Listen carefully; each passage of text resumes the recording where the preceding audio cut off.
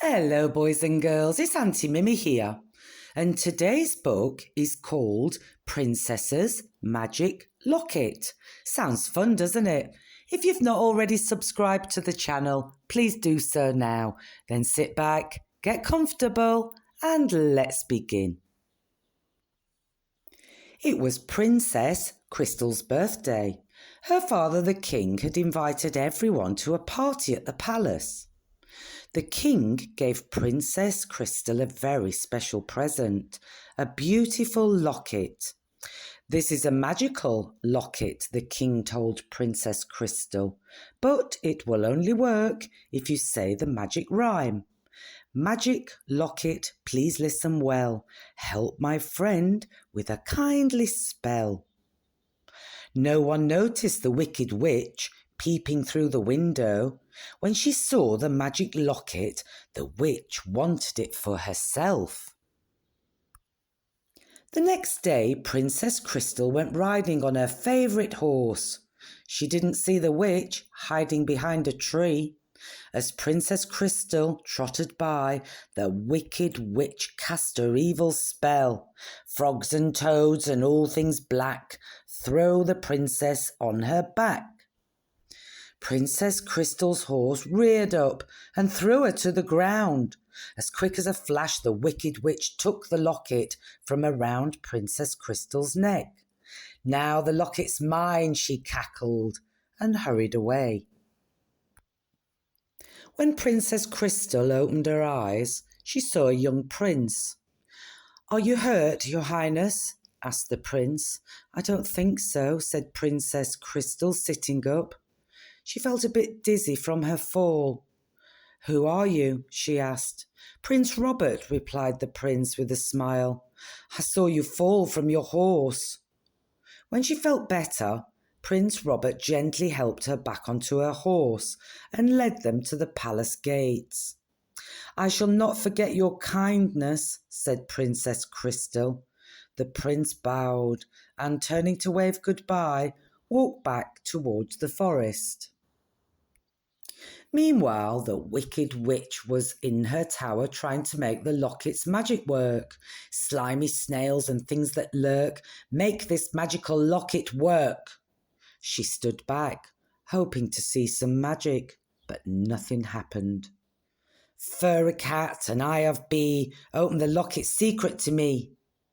Again, nothing happened. "Boil and bubble and all things bad, make it work or I'll go mad." Still, nothing happened. The witch screamed and yelled and pulled at her hair and stamped her feet. All of a sudden, she had an idea. Meanwhile, Princess Crystal realized that she had lost her magical locket.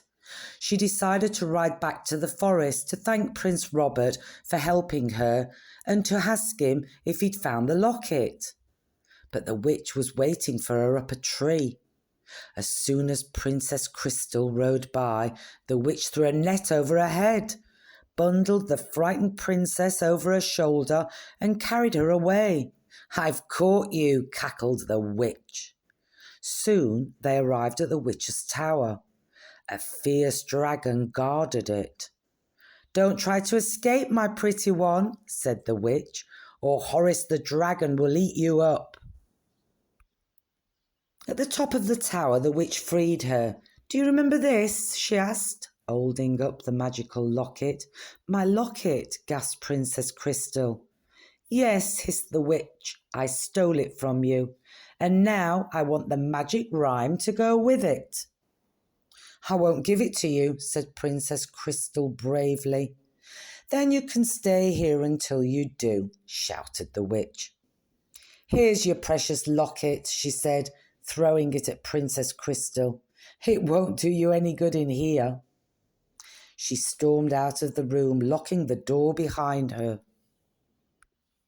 Princess Crystal felt so alone. She leaned out of the window and began to cry. Her tears fell onto Horace, the dragon below. "You're making me all wet," he said grumpily, flying up to the window. "I'm not crying even though my wing's broken and really hurts." "Oh, you poor thing," said Princess Crystal, feeling sorry for the dragon. "Maybe I can help you."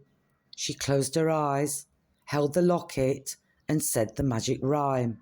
"Magic locket, please listen well. Help my friend with a kindly spell."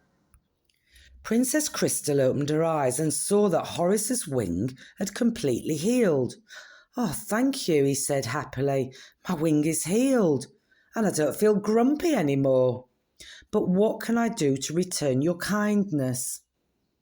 "Fly to the forest as quick as you can and find help," she said. Horace promised he'd go quickly, and beating his wings, he rose into the air. Soon Horace was flying high over the forest. Horace found Prince Robert. When he heard that Princess Crystal had been captured by the witch, he jumped onto Horace's back and flew to the rescue. As they approached the tower, Prince Robert could see Princess Crystal waving from the tower. Horace flew right up to the window. "Thank goodness Horace found you," cried Princess Crystal, as Prince Robert climbed in through the window. But before they could escape, the door suddenly opened. There stood the wicked witch. "How nice of you to join us, young man," cackled the witch. "And how handsome you are. But I think you'd look much better as a frog." She began to cast an evil spell. "Oh no," thought Princess Crystal. "I better do something quickly." She closed her eyes, held the locket and whispered the magic rhyme. "Magic locket, please listen well. Help my friend with a kindly spell." When Princess Crystal opened her eyes, the locket's magic had worked. The witch's spell had backfired and turned her into a frog instead. "Frog spawn and slime," croaked the frog. Then it hopped out of the window and was never seen again. "Thank you, Your Highness," said Prince Robert, "for saving me from becoming a frog. But you helped me when I fell off my horse, and you came to rescue me from the witch," said Princess Crystal, smiling at him. And soon they were flying home. The king was delighted to see his daughter returned safely. As a reward, the king gave Horace a gleaming new tower. Princess Crystal and Prince Robert became great friends. "I'll take care of my precious magical locket forever and ever," Princess Crystal promised.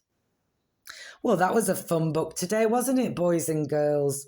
I hope you enjoyed it as much as I did.